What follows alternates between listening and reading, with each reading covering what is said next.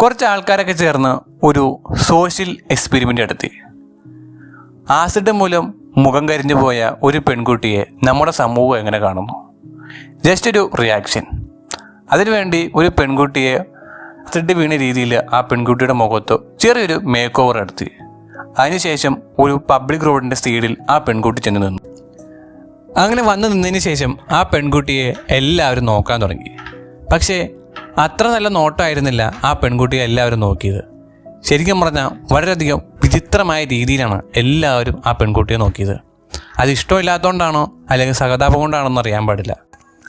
അതിനുശേഷം ആ റോഡിലൂടെ പോയിക്കൊണ്ടിരുന്ന വണ്ടികൾക്കൊക്കെ ലിഫ്റ്റ് അടിക്കാൻ തുടങ്ങി ഈ പെൺകുട്ടി. പക്ഷേ ഒരു വണ്ടി പോലും ആ പെൺകുട്ടിക്ക് വേണ്ടി നിർത്തിയില്ല. കാരണം വേറൊന്നുമില്ല, ആ പെൺകുട്ടിയുടെ മുഖം തന്നെയാണ്. പിന്നെ കുറച്ചുകൂടെ കഴിഞ്ഞ് അവിടെ ഉണ്ടായിരുന്ന കുറച്ച് സ്ത്രീകളുമായി ഈ പെൺകുട്ടി മിണ്ടാൻ പോയപ്പോഴും ഇതേ അവസ്ഥ തന്നെയാണ്. ശരിക്കും പറഞ്ഞാൽ ചവിട്ടി താത്തു കിടന്നു ആ പെൺകുട്ടിയെ.